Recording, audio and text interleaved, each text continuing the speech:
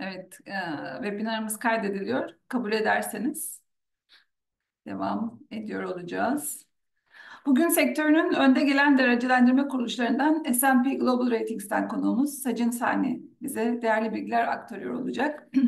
Sachin'e dönmeden önce webinar akışımız hakkında kısa bir bilgilendirme paylaşmak istiyorum.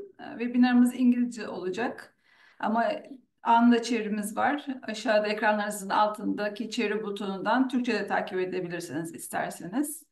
Sachin yaklaşık 30 dakika kadar sunum yapıyor olacak. Ve sunum sırasında ya da sunum bittikten sonra soru cevap sırasında soru cevapları cevaplıyor olacak, sorularınızı cevaplıyor olacak, yorumlarınızı cevaplıyor olacak. Bunun haricinde hepimizin mikrofonlarınız kapalı durumda olacak. Katılımınız ve katkılarınız için şimdiden birlik adına teşekkür ediyorum ve Sachin'e dönüyorum hemen. Sachin, welcome. We can't hear you, you're on mute. Okay. Welcome, Sachin. Um, It's a Hello. pleasure to Hi. have you. It's a Thank pleasure to you. have you with us today. And I just wanted to introduce you to our audience very briefly, if you let me. Sure. Sajin has been with S&P Global Ratings since 2015, working out of the IFC office in Dubai. He covers insurance ratings across the Middle East and North Africa, Turkey, and South Africa. In his role as a credit analyst, he manages a large portfolio of insurers, assigning new ratings and conducting ongoing surveillance to ensure they remain accurate and up to date. Beyond his analytical work, Sachin is deeply involved in market research. He is the author of numerous insurance industry report cards and articles on current affairs. He is also a qualified chartered accountant with an MBA in finance and brings 25 years of experience in banking and insurance, spanning credit ratings, governance, risk and compliance, internal controls, and statutory audit. Today, Sachin will walk us through the general framework for rating insurance companies, the key criteria used to evaluate insurers, and how those assessments are shaped by country risk analysis. Trust is the very foundation of insurance, for sure, for policyholders, for companies, and for the industry as a whole. And as an association committed to the sector's sustainable growth, we value the objective insights that a robust rating methodology provides, giving us a clear view of an insurer's financial strength and solvency. So to hear more on this, I'll turn to Sachin. Sachin, thank you again for being with us, and over to you. Thank you, Dr. Aysun, for inviting me to speak on the webinar. As you already mentioned, I do cover Turkish insurance market within S&P Global. I'm based in Dubai, but I cover Middle East, South Africa, and Turkey region. I will start with a brief presentation on our insurance rating framework, and then we will go through the details about how do we assess country risk for Türkiye, as well as some of the emerging trends in insurance market. Happy to take questions in between or at the end of 30 minutes, but let us know if there is any communication issues. So for the next 10 minutes, I will cover the insurance methodology of S&P Global, and this applies to all insurance companies across the globe, from America to Australia and everything in between. So we have one criteria for assessing all insurance companies on a global scale basis. We do have a separate criteria where we assign national scale ratings to insurance companies within the country, and we have a Turkish national scale. I will come in the next slide, but our starting point is the global criteria, where we have what you see on the screen are almost 10-15 parameters, which we see for each and every insurance company when we start the rating process. I will keep it high level, and I have some appendices on the tables, how we assess the scores. But just to start on the extreme left side, so our two main buckets of assessments are the business risk profile and the financial risk profile. The business risk profile is mainly covering the business side of the insurance company, whether respect to your competitive strength, your profitability, your combined ratio, ROE, your market share. And I think that is the starting point for assessing an insurance company. As I said, in the coming slides, you will see the scores. And that score can be modified based on the country where you're based in. We assign an industry and country risk score to most of the countries where we have our presence or where our clients have a presence. Again, I will talk about that. We have an industry and country risk score for Turkey as well. The second bucket, which is the financial risk profile, covers mainly your capital, your investments, and your risk exposure. The capital, we have an internal S&P capital model where we run the numbers from your last audited financial statements. We do a projections for the next 3 years. We also see how your regulatory solvency is because sometimes our capital model has a different framework as compared to some of the regulatory framework. And we have seen some cases where sometimes our capital model shows a better redundancy because we don't have caps or any limits on any exposures, while some of the regulators have a cap on, let's say investment in real estate or investment in equities. So a combination of our model and regulatory model defines the score of capital and earnings. The risk exposure covers mainly your investment risk, where the investments are lying. Is it more real estate and equities, or is it more investment grade bank deposits, bonds, or is it sub-investment grade instruments? Funding structure covers mostly your leverage. So if an insurer has leverage on the balance sheet, if they've taken a loan or they have taken a debt, that can sometimes negatively impact the rating. So based on these two main high-level scores, business risk profile and financial risk profile, we arrive at an anchor, which is, you can say, the starting point where we have a score, whatever, A minus, B, double B, triple B. That is the starting point of our analysis when we assign a score. And then we have some modifiers where if there is any governance weakness or any liquidity issues within a company, we can actually, that can have a negative impact on the rating. The third modifier, which is comparable rating analysis, it's after all this analysis, if the rating committee believes that, the insurance company is performing better than the, peers in the same score, we have that flexibility to adjust the rating by 1 notch up or 1 notch lower. So that is, you can say, an analyst flexibility on the final rating. After applying modifiers, we arrive at a standalone credit profile. So this is the standalone creditworthiness of the insurance company based on their own financials. And when I say financials, we see an insurance company and all subsidiaries below under that company. So if you have insurance subsidiaries or any other sector subsidiaries, we see a consolidated position, but at the insurer level. There are some cases where an insurance company belongs to a bank, sometimes belongs to a government directly, and that can positively and negatively influence the rating. So, for example, if a standalone credit profile of a entity comes at single B, however, you are a part of a global bank or a global group where the rating, let's say, is double B or triple B, you can actually benefit out of the support from the parent. I'm sure there are many domestic insurers, but there are also some of the branches of global insurers based in Turkey. So there is a possibility of them getting a benefit of the parent's rating, whether it's in Europe, US, or any of the other countries. Based on that final outcome of support, we have two products, ICR, Issuer Credit Rating, and Financial Strength Rating. So most of the ratings you would see for bonds, for banks, for sovereign, it's Issuer Credit Rating, which means the ability of the company to pay its obligation.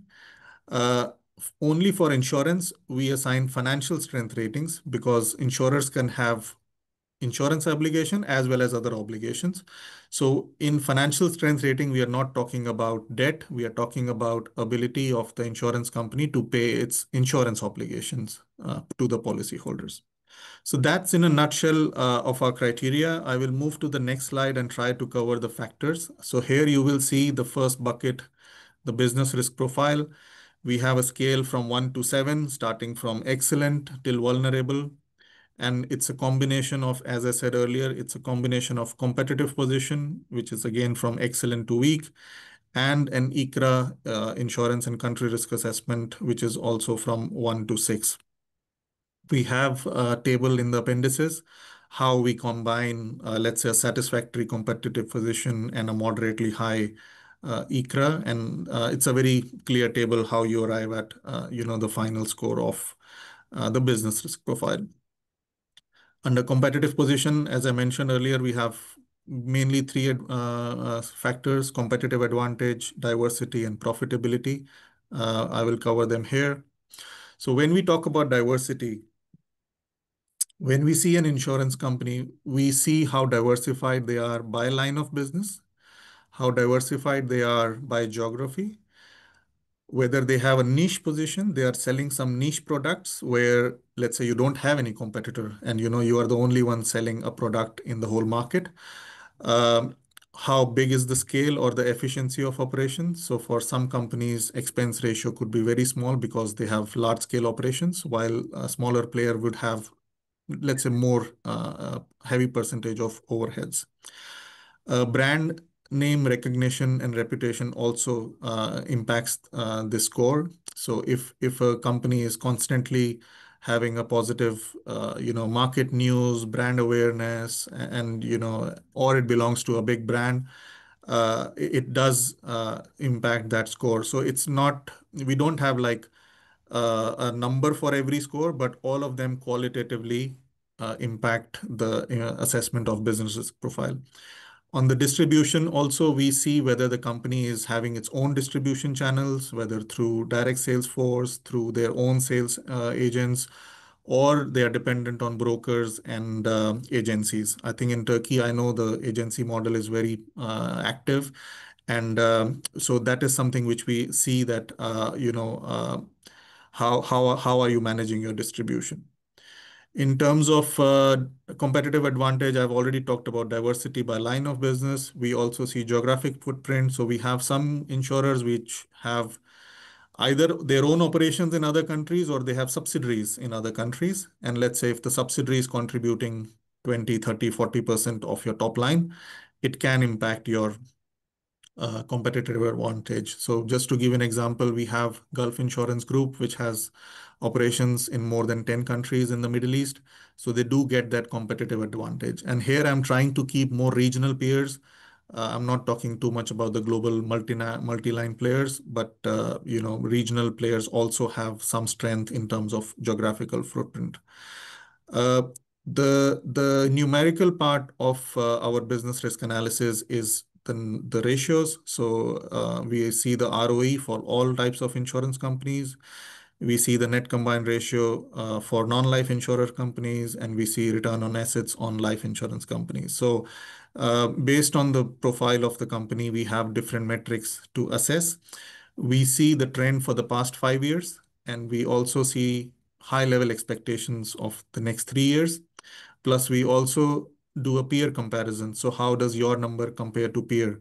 So a 95 combined ratio could be very good in one country where the market average is 100, but a 90% combined ratio could be not as good where the market average is 80%. So it's an absolute assessment as well as a market peer comparison on all of these scores. On the financial risk profile, as I mentioned earlier, we have capital and earnings. So this is your capital based on your last audited financials. We have a capital model. We input the data based on the clients provide us, and the model gives us an outcome from 1 to 8, which is excellent to vulnerable. And as I said, this is based on our model. Plus, if there is any risk of regulatory intervention, either due to solvency deficit or any other regulatory issues for a company, whether it's liquidity, solvency, I think that can impact the rating a lot. So just to give you an example again, that even if you have an excellent capital adequacy as per our model, but the regulator has put a suspension on a company either because of complaints or liquidity issue or solvency problems, that can materially impact the rating on the downside. On the risk exposure, I mentioned about investment, but it's not only investment. We also try to get an assessment of your risk controls. So how strong, the company can demonstrate the risk controls they have, whether it's in terms of reinsurance protection, whether it's in terms of Nat Cat modeling, whether it's in terms of internal controls, how embedded your risk management framework is. All that we get a qualitative sense out of it. Of course, we don't meet the company once, we meet them on an ongoing basis. So in ratings is an interactive process. We monitor the companies on a quarterly basis on financials, and we also meet them at least once a year or more. Coming back to risk, so one is risk controls. If there is anything else which we have not captured in our capital, let's say if a company is going through an M&A, merger and acquisition transaction, and we expect that after the merger, there will be integration issues, or there could be a credit quality issue on the asset base, that all can be captured under this assessment. On the investment side, I already mentioned if it's a very heavily exposed to high risk assets like equity and real estate, which we consider as less liquid, it can have a negative impact on the rating. However, generally, if the company's investment portfolio, and here I'm talking about the investment portfolio of the insurance company, not the policyholders. If it's generally in cash, bonds, local bonds, global bonds, equities are also fine, but I think real estate for us is purely illiquid. So the percentage, I think the main message is a balance. We are not saying it's good or bad. It's just that if it's a too much concentration on the high risk asset, it can have some negative impact. Funding structure, again, I mentioned, it's generally neutral and negative, so it does not add anything to the rating, but it can bring it down. So under funding structure, as I said, it covers the debt of the company. So if a company has taken a bank loan, short-term or long-term, or they have issued a debt on themselves, we see the leverage of the debt to equity in simple terms. So hypothetically, just to give an example, if your equity is 100 million and you're having a debt of 50 million on top of it, your leverage ratio is 50%. That's a simple definition. Generally, up to 40%, it does not have a negative impact on the rating. But if the debt exceeds 50%, 40 and 50%, the level of negative can go down. It can actually have negative impact. Same goes for if you have a lot of intangibles or goodwill, which is, you can't realize that unless you do some stake sale. So those, if it's a very heavy goodwill on a balance sheet, it can sometimes have a negative impact. I've covered all these already in my previous slides: projected capital, regulatory intervention. I will just cover the last funding structure. So the ratios we cover is financial leverage, which I just talked about. We also see a ratio for fixed charge coverage. Fixed charge coverage means if you have a fixed obligation to pay an interest on your bond or a bank loan, hypothetically, again, if you have an obligation to pay 10 million every year to a bank and your net profit is 20 million, that means you are only covering 2 times of your obligations. Generally, we expect this ratio to be 4x and above. If it's below 4, it's generally considered negative. So these are all the, let's say, high-level financial metrics which we assess for, as I said, based on balance sheet, based on the data available from the companies. And based on all these scores, we arrive at the business risk profile and the financial risk profile. And then we arrive at an anchor. I was talking about modifiers. So we have a score of governance. So this is purely qualitative assessment. There is no numericals involved in this. So this is an assessment of how we believe how strong a corporate governance framework is within the company. This includes your interaction with shareholders, creditors, in terms of whether there is any breaches or is there any failures on governance. We also consider any audit qualifications, solvency issues, or any kind of risk which can indicate that the governance of the company is not up to the highest level. And if it is not, then it can have a negative impact on the rating. The liquidity is an important tool for us. So sometimes we have seen that the company have a lot of capital, a lot of, let's say, big size. But if their investments are all, I think we have seen some examples where it's a big company having capital at the highest level, but the liquidity is very minimal because 80% of their investments are either in real estate or equities, and that can create a stress in a stressful scenario. So we have a tool to assess the liquidity, and if we believe that in a stress scenario where we will do some haircuts on the investment portfolio, if the liquidity falls below 100%, we have a tool for that. Then it's generally considered less than adequate. And then it can, if it's further weaker, it can also go down to weak, and that can actually cap the rating at a very low level. So I'm keeping it very high level. Of course, we can go in details if required, if we have time. And again, I'm happy to share the criteria which covers all these details and the numericals. Sure. We have a few more criterias which also impact an insurer's rating, and I will cover those. I think this one would be relevant for Turkey, which is ratings above the sovereign. Sorry, I'm going back. So we do have companies, or we do have a criteria which allows us to rate any company, whether it's insurance, banks, corporates, to go above the sovereign. The sovereign rating on Turkey is BB minus. We actually have almost 10 corporate ratings in Turkey which are above the sovereign rating of Turkey. So it's not a hypothetical criteria. We use this criteria if we believe that the company asking for a rating, if they are not too much connected to the sovereign, either in terms of business or in terms of investment portfolio, they don't have too much government bonds on their investment book. They have generally liquid portfolio. They can go up to 2 notches for life insurance companies and up to 4 notches for non-life insurance companies.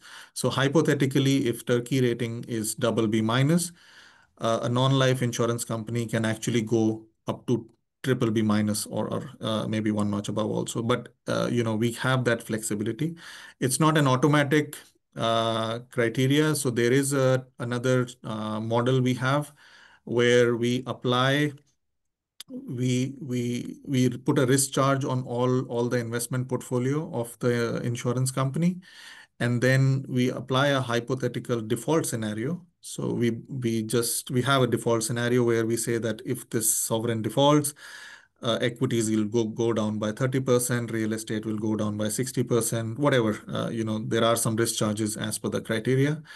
And after that risk charges, if the company's capital still remains positive, in terms of, it does not go negative, and the liquidity remains adequate, they pass the test. And once they pass the test, as I said, they can go 2 or 4 notches above the sovereign foreign currency rating. That. Another relevant criteria for Turkey is because the sovereign rating is BB minus, and even with the previous criteria I talked about, it can go up to BB plus or whatever. But we also have a national scale rating where, because we believe that not everybody always needs a global comparison. If you want to have a rating scale within a country, so this scale only applies to Turkey. And then what we do is we still apply the same global scale methodology, which we just did over the past 4 or 5 slides. And then we have a mapping table where we see that if the rating on a standalone basis comes at, let's say, B plus, so we can assign a TR AA minus or a TR A plus. So this indicative national scale rating is very beneficial where, just to give an example, these national scale ratings are very popular in countries where the sovereign rating is not that high. We have similar examples in South Africa, where South African rating is also in the double B range, and a lot of insurance companies use national scale rating as a benchmark because global scale might not make sense for them. I think this is also very popular in terms of I think LATAM, where again there are some countries which need. I think it also depends upon the need of the market for what purposes they need the rating. But as I said, for a local comparison, these national scale ratings serve a good purpose. I will not spend too much time on this, but I've already mentioned that we also see group. So once we have the standalone rating of a company, we see the group parent. If we rate them, we have that rating. If we don't rate them, we still do an internal assessment. And then we can assign a group status to the subsidiary asking for the rating. And then based on whether it's a guarantee, whether it's a group support, whether it's a government support, there could be uplift to the rating. And we do have some examples where the rating of the subsidiary is small, but if they belong to a large multinational group, they have a much higher rating as compared to the local peers and sometimes even the government. I will now move on to the country risk assessment. So as I was mentioning, we assign industry ICRA, we call it ICRA short form, to all the countries where we believe our rated entities have exposure to.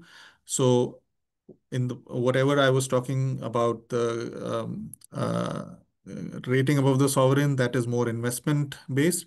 The ICRA is based on your business, so where you're writing business. So it's more on your top line indicator.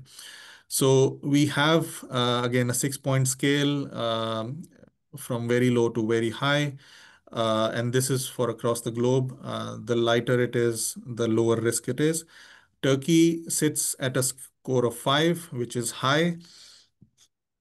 And I will come to that. It's more because of the country risk as compared to the industry risk. We published this report, and as I said, I'm happy to share the report after the webinar, but which can talk about each and every country where we have this assessment.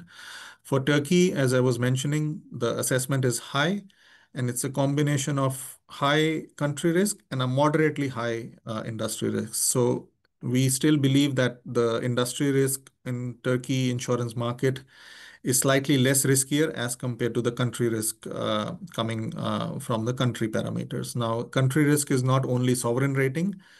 There are a few benchmarks within the sovereign rating, economic assessment, and institutional assessment. We also have an assessment of banking sector. We also see payment culture and rule of law. So there are 4 or 5 international, some internal and some external benchmarks with how we arrive at the country risk. On the industry risk, this is done by us, of course, the team covering the insurance sector. So here we believe the profitability, even though the combined ratio of the market is more than 100. So underwriting wise, the market is still not making profit. But because the investment income is generally supportive, your overall profitability is very high. The ROE is more than 25-30%, sometimes even 50%. So generally, we believe the profitability of the sector is satisfactory. Product risk is basically if your product is supportive or not supportive. I think here we say non-supportive because the product, just to keep it short, the earthquake risk is very high. Everybody's aware of it. Nat cat risk. And then the second is the motor TPL, which is still a loss-making line, still drives the overall product risk non-supportive. But in terms of barriers to entry, we consider it supportive. So the number of companies has remained generally stable. There are sufficient barriers and sufficient new capital requirement for a new company to set up business in. The market growth prospects are supportive. We believe the market has the capacity to grow faster than inflation. I will cover that in next slide. And institutional framework is the framework of the regulatory framework we have, and whether it's supportive or not supportive, and also we believe it is supportive to the profitability. We have recently published this ICRA for Turkey, I think 3 weeks ago, end of May, where we talk about our expectations for the next 2 years. So we still believe in the past, Turkey insurance market has outpaced inflation. So inflation has been between 50 and 70%, and the yellow line is the inflation. And what you see, the nominal growth has in 2022 exceeded 100%, and it's now still in the 70%. I think last year it was 70% growth. So what we do expect is that the nominal growth will continue to outpace inflation, and that will understand that the market has the ability to reprice, according to the inflation. So it would have been a negative factor if inflation was 50% and market only grew by 20%, because that means negative growth. But what we have seen over the past 4 or 5 years is that the market has that tools to adjust the pricing accordingly, and then outpace the real GDP as well as the inflation. On the profitability, as I already mentioned, it went up high in 2022, and now it's coming back more towards 110-115% range. It can come down, but we don't have any strong indicators to forecast anything better. But on the ROE side, as we said, we do expect it to remain in between 20 and 40% in the range, if unless there are some major changes in the investment portfolio. I'm almost close to our last topics, and these are more, let's say, general global topics. So on the sustainability reporting, I do understand that Türkiye is also having reporting for ESG reporting requirements. They are not mandatory as of now, but I understand that work is going on, and I think it's highly encouraged, and it should become more evident. In Europe, this has already been there. Some companies have already published reports for last 4 or 5 years. There is also a criticism that these reports are way too long, reaching 100 pages, and do we really need so detailed sustainability reporting? I think regulators are also learning from what actually is required. In the Middle East, UAE and Saudi also have something similar, where they do ask listed insurers to publish their sustainability reporting. So this is one of the emerging trends we are seeing in terms of insurance market.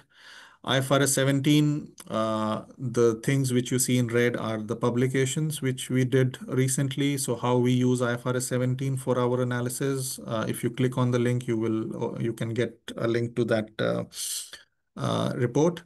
I will cover cyber and in IFRS 17 in the next 2 slides. So I do understand that Türkiye will implement IFRS 17 from beginning of next year. Most of the markets we cover have generally implemented since 2023, which was the first year, except for the Islamic insurers in Qatar. There was an exemption for those Islamic insurers to implement from Q1 of this year. But I think this is more from the feedback or key observation, what we have observed over the past 2-3 years on IFRS 17.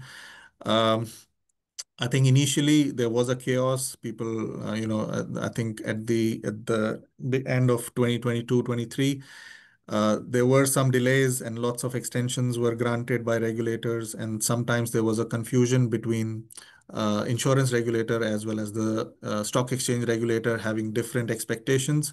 So I think maybe it's a good lesson to learn from neighboring countries, the problems they faced. But I think now it's been already 2 years. We have seen the financials, so I think now it's getting a bit more streamlined. Most of the insurers writing short tail business have PA approach, which is not too different from the previous one. So it's a simplified approach, and that's what we are seeing, that unless it's a long tail business or a life insurer, generally it's PA approach followed by the insurers. CSM is something which is new, and just to give you how it impacts our ratings. In the past, VIF was there, but it was not audited and there was no proper reporting in the financials. So we were not having the accurate data to provide any credit. But CSM, because it's audited now, we can give credit of future profits, the CSM, in our capital model. What we have also seen top line impact. So if for companies who have a long tail liability, in some of the examples, we saw a drop of 50%. So if the GWP was 1 billion, the insurance revenue came at around 500 million, but that was more for companies writing long-term policy. And as you know, it's generally on earned basis rather than receipt of premium basis under the old IFRS. What we have also observed from the market is many of the board members and senior management still prefer to see IFRS 4, even though it's been 2 years, and the expectation is it will continue for at least next 1 or 2 years. The regulatory reporting solvency calculations of many regulators are still on IFRS 4. For combined ratio, we still don't have a standard formula. For S&P, we have standardized, but when we speak to the market, different market reports are using a different formula. So there is still a lack of standardization. Reserving has become more complicated. So P&L is on earned basis, but on reserving, it's historical and future cash flows. There are some examples where we have seen the asset is more than the liability, and our capital model does not allow negative reserve. So there is some confusion or additional detail required on such cases. And majority of the insurers are still relying on external consultants. The proper integration of the system is still not happening, and it's still being used as the old systems, but they have a calculation engine managed by some accounting firms. So this is more observations from the neighboring countries. On the cyber, again, I will keep it short. This is a detailed report about our cyber outlook for 2025. So in terms of cyber insurance, it's an emerging topic. As per this report, it says that the premiums are expected to continue to grow. They were growing much faster. In 2020, it was above 30%, but we still expect the growth to remain between 15 to 20%. In terms of profitability, they are still having solid margins. And I think our view is that this is still a profitable market. The competition is growing, but still, I think it's still considered as a niche product. And of course, the expectation is that the more awareness and the more implementation of cyber insurance it becomes, I think it will become more beneficial both for the market as well as for the people who are implementing that. And in terms of the geographical diversification, if you see 50% of the premiums are coming from North America, EMEA around 38%, APAC 10%, and Latin America around 3%. With this, I will stop. As I said, we have some appendices on the tables which I was talking in the beginning, but I'm happy to take questions now. Thank you very much, Sachin. It's a very comprehensive overview of your rating methodology indeed. Although you said that it will be a very high level, it's high level, but I think it is illuminating many points in how we are evaluating risk profile of insurance companies and countries. So thank you very much. Before opening the floor for audience questions, I would like to raise the first question, if I may. Yeah. I was actually wondering in your methodology how you're rating insurers. I was curious if the gross written premium size is important or shareholders' equity are taken into account in the final rating of insurer on their behalf. And do you think that large size insurers generally get a better treatment in terms of getting good higher ratings? How do you evaluate? I was wondering this. Yeah. Thank you. So for us, size is important, but it's not a benchmark. So I will come back to one of my slides where we have mentioned on the capital. And so in terms of premiums, again, our assessment on On the business risk profile of or competitive position, generally, I would say and I'm giving you very rough examples, but let's say if a company has a top line of below $1 billion revenues, their competitive position generally stays between satisfactory. And if they're having some underwriting issues, it generally falls to fair. So the strong assessment is generally for when we do a peer comparison, and from the current examples we have, companies having a decent size of, top line can get this assessment. But having said that, it's not the most important. It could a smaller company working in a niche market, having a profitably outperforming the market. So even if you're half the size of what I just said, but if your combined ratios are, let's say, 80% as compared to a market average of 90 or 95, you can get this assessment. So it's not a number which will change it.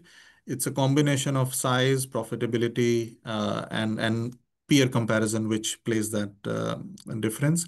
On the capital side, we have some caps. So if the capital absolute size is below $25 million, the maximum score on capital can go at satisfactory. And if it is $100 million, it can go up to strong. So here we do have some, let's say, absolute numerical caps. But generally, we don't have a size factor. So we have some examples where the biggest insurance company in a market is not the highest rated. So, there could be a number 3, 4, 5, which could have a better rating than the number 1, because they could either have underwriting issues or some other thing. So we are not ranking by size. We are ranking by the ability to pay claims, whether you have sufficient capital, sufficient liquidity to pay the claims. Okay, meeting the liabilities is more important as far as I understand. Yeah. Perfect. Thank you very much. Well, I would like to turn to audience. If you have any questions or comments, you can write it on the chat button on the right hand side. So there is one question. Can you give some real life examples where insurers are rated above their country domicile? And what is the main financial metric to determine whether the insurer will be kept at the sovereign level? Asked by Gülçin. Yeah. So when I was covering this topic, so as I said, we have one insurance rating on Miliri in Türkiye, but we have almost 10 corporate ratings in Türkiye, which are above the sovereign. So, and that's specific to Türkiye. On global basis, we have more than 100 ratings, which are above the sovereign rating of the country where they are.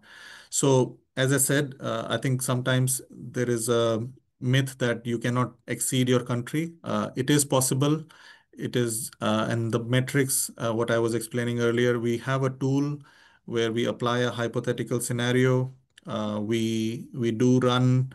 So as I said, we put your investment on one side. We apply some haircuts, and after that haircut, if you do pass that test, you can be above the sovereign.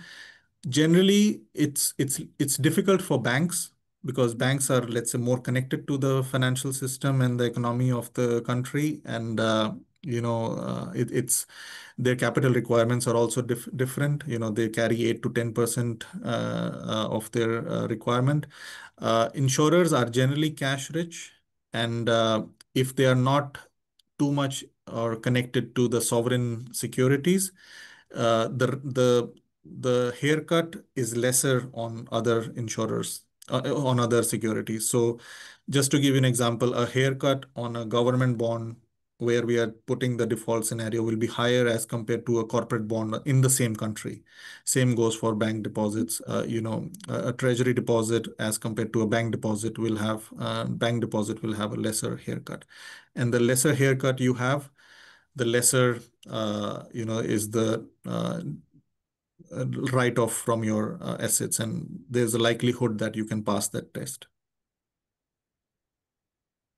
Okay, thank you, Sachin. There is one more question. With inflation expected to remain in double digits in 2025-2026, do you think the market will be able to sustain premium growth, outpacing inflation for the next 2 years? Also, if you could talk about the main lines of business which are contributing to this market growth of story. Yeah. So again, I think when we started covering Türkiye, even we were a bit surprised of the inflation and whether when we are seeing 70% inflation, how will the market react to it?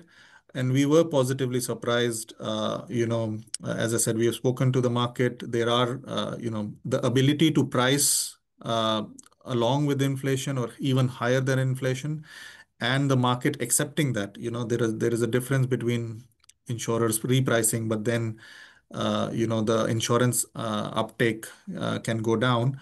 But what we have seen over the past 2-3 years is that the market has consistently outperformed this inflation. And when we speak to the market, what we understand is there are tools to reprice. Whether it's FX risk, whether it's inflation, all is baked into the pricing.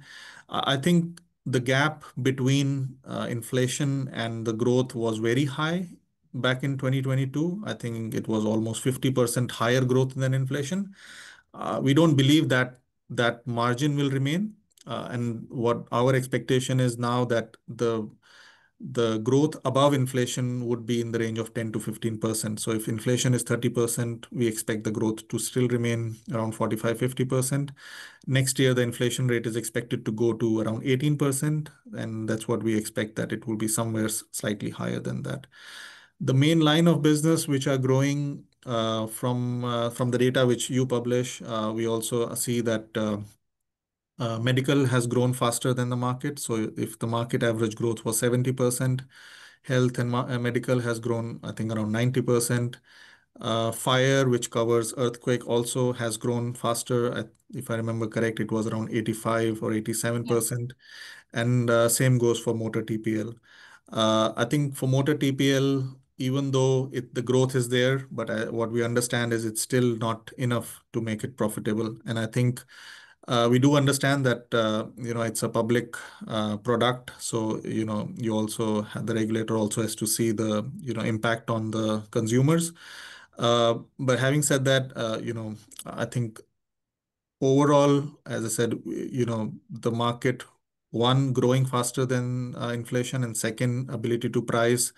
And what we understand is most of the lines are profitable except motor TPL, which does give us a comfort that when I was talking about ICRA, that the profitability is satisfactory. So we do understand that it's the overall market is profitable. Yeah. Oh, it's good to hear your positive projections for the market growth in the coming years, actually. That's what happened historically in the past few years in our market.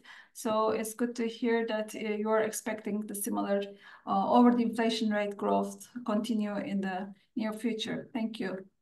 And there's another question. In your opinion, what is the current and future role of insurance sector in Türkiye capital markets? Insurance penetration in Türkiye is about 2%, actually 2.5%, while globally it is greater than 6%. What, in your view, can be done to improve the penetration rate? Good question.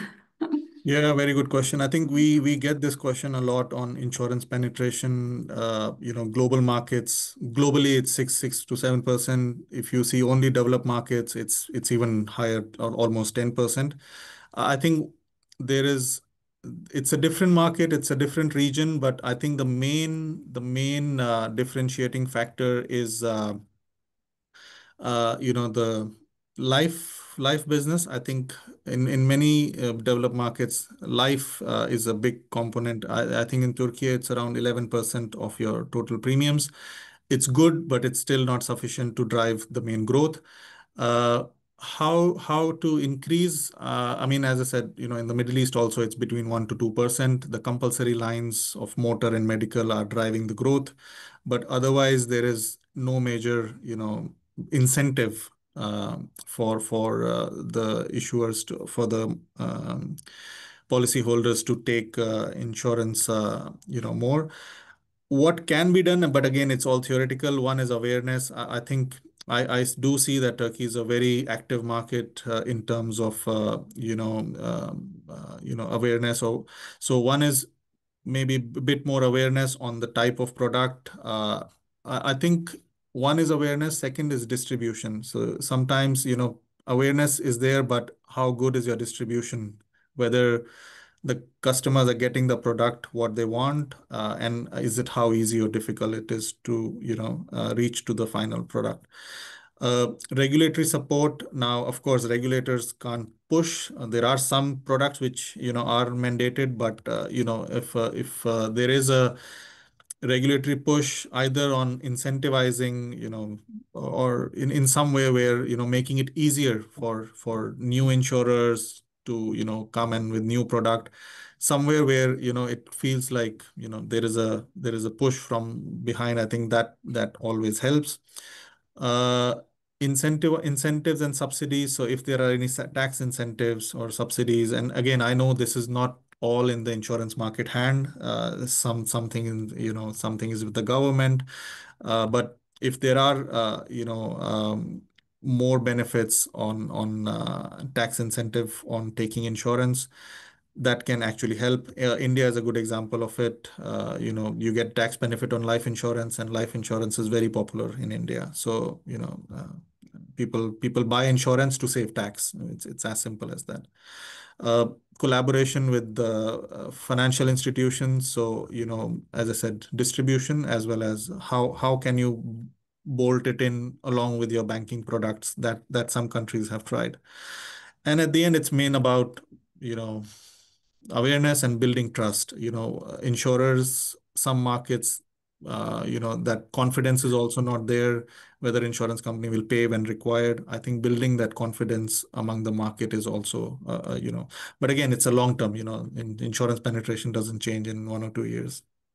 Yes, we believe so. But you very rightly raised 2 points. Awareness and distribution channel is very important in raising the penetration rates in Turkey, and we are focusing on that as an association. And accessibility, availability, and affordability are also other factors we are taking into consideration, as you very rightly mentioned. I'm just going to the other 2 questions that has just arrived. I think we will be just a few minutes over our time. Yeah, no problem. Considering Turkey's ICRA report, can you briefly tell us what are the main reasons for industry risk and counter risk, and how do rating agencies approach or how to value the main reasons of these risks in their studies? Thank you very much in advance. And Burak Çiçek, last Yeah, question. thank you. No, and I think ICRA is, as I said, ICRA is something which what we assess for each country, and we do understand that sometimes, insurers come to us and say that, I am growing faster than the market and I am profitable. Why should I be penalized if the market or if the country is, high risk? But that's what we try to make, that if something goes wrong in a framework, let's say if an insurance there is an insurance failure, or there is something which one of the lines is not performing, it directly or indirectly it will impact all the players in the market. So we cannot isolate one company operating in that country, but not getting impacted from that. We do have some flexibility, to be honest. So if we do believe that the product which the company is writing is again not uh, you know totally correlated to the sovereign risks and the ICRA risk, on a rare scenario we can apply an adjustment, but most of the time we do use the country risk. And again, as I said, it's not a standalone analysis. When we do an analysis of ICRA, we see peer countries. So, emerging markets in the same scale of moderately high and high industry risk score. We will compare their growth prospects. We will have a comparative on, the combined ratio, the ROE, the insurance penetration. And based on that, these are the I mean, apart from what I spoke already about the product risk, barriers to entry, market growth prospects, on a peer comparative basis, we also see penetration, profitability, peer comparison, and based on that also, those are the key benchmarks on arriving at the country risk score. Okay, thank you very much, Sachin. I'm taking one last question, if you Yeah. me. How do you see the impact of climate change on your risk calculations or methodology in the coming period?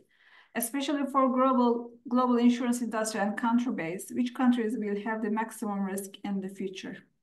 Okay. So now climate risk. So we take climate risk in different formats. So if we are talking about only climate risk on the insurance financials, in one of our capital model input covers the Nat Cat modeling. So the more you are exposed to a cat zone, Turkey is a cat zone, the more risk charge you will have in your capital model. So, and again, a cat charge on Turkey will be higher than a cat charge on Africa, will be a different cat charge for Middle East, which is low cat risk, cat zone. We also see climate change, ESG in our rating analysis. So just to give you an example, when we do our analysis, we see whether ESG factors can positively or negatively impact the business or the overall, characteristics of the company. I can give you two examples. There is a company, Floodry, in UK, which was incorporated many years ago just to manage the flood risk. And for them, we consider the environment risk as materially higher as compared to the other insurers. So it has higher environment risk, but it has also a positive social factor because on the social side, it is helping people to manage their flood risk. So we do factor these in our analysis, but all these are baked into our analysis of the business risk and the financial risk. So if a company's, there's another example, CCR, which also has, I think, a slightly elevated environment risk. Same goes for, when we're talking about ESG, so environment, social, we have covered. On governance side, we also have some cases where we see, if there are corporate governance failures, audit qualifications, solvency issues, we can also have, that is also ESG, that governance part is factored into our governance analysis. So as I said, we don't, in our credit ratings, we don't give a score of climate impact. That's a separate product done by a separate division called Sustainable One. But that is sustainability ratings, and I'm not a part of it. It belongs to the same company, but a different division. But in our credit ratings, as I said, it's baked into our analysis. Again, I will not be able to answer on the maximum risk, but for sure I can try to find some report where we can, which will talk about the climate impact and which country will have the maximum impact. So I'll take it back. Yeah, thank you. Thank you very much. It's a very important issue to be devoted a separate time, obviously. Thank you very much, Sachin, for joining us today. You have shared very valuable information with us. And I would like to thank you to our audience who just listened to us very carefully and just contributed to the discussion. And we would like to see you in the future webinars. So stay tuned. Teşekkürler hepinize. İyi günler diliyorum. Umarım faydalı olmuştur. S&P'nin en azından rating metodolojisini anlamak açısından güzel içgörüler paylaştı Sachin. Teşekkür ediyorum. İyi günler diliyorum hepinize. Hoşçakalın. Thank you Sachin. Bye bye.